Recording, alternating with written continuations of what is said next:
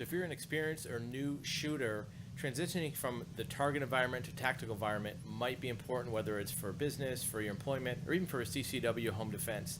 This is Dave at AFXSearch, licensed investigators and firearms instructors.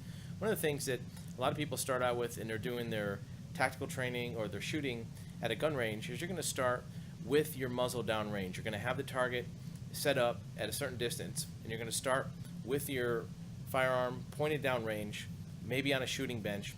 Almost in no cases you're going to be able to start from a holster. A lot of shooting ranges, like the one you see behind me, may not allow a draw stroke or firearms pointed anywhere other than down range.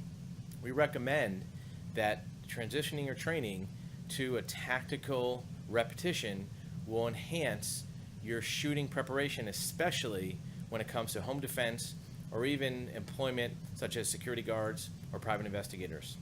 A couple things that will happen because of that is you'll start your draw stroke where your gun is going to be found. If your gun is going to be in a holster or the gun is going to be found maybe in a vehicle, glove compartment or center console, you're not going to start in a tactical environment or in a stress situation with your firearm already pointed at the target.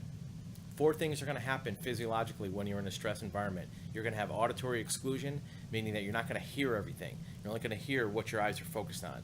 You're also going to have tunnel vision, meaning that other than what you see in a very small range, the other things in peripheral vision will disappear. You're going to have time shifting.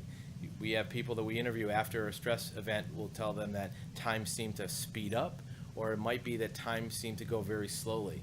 And the last thing, you're going to have what's called a threat focus. When you're looking at an attacker or somebody that's a threat, your focus will go to where the threat is on their body. If they have a knife, an edged weapon, or a firearm, or even their fist, your eyes are going to focus on that.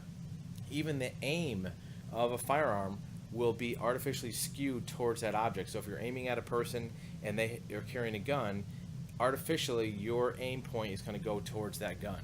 So starting with the muzzle down range in a tactical shooting environment is not where you're going to start out. So if you're used to shooting at a range like this, 90% of what it's going to take to be successful in a shoot environment is going to be disappeared because you're not going to practice that way. So we're going to stress that you include the draw stroke as an element for your shooting, making sure that you're maintaining good muzzle discipline and finger discipline, but remembering that you're not going to start out in a stress environment, whether it's on the job as law enforcement or as a tactical shooter with your gun down range. You're going to have to get that draw stroke into the mix. So we'll start talking about that in the next video.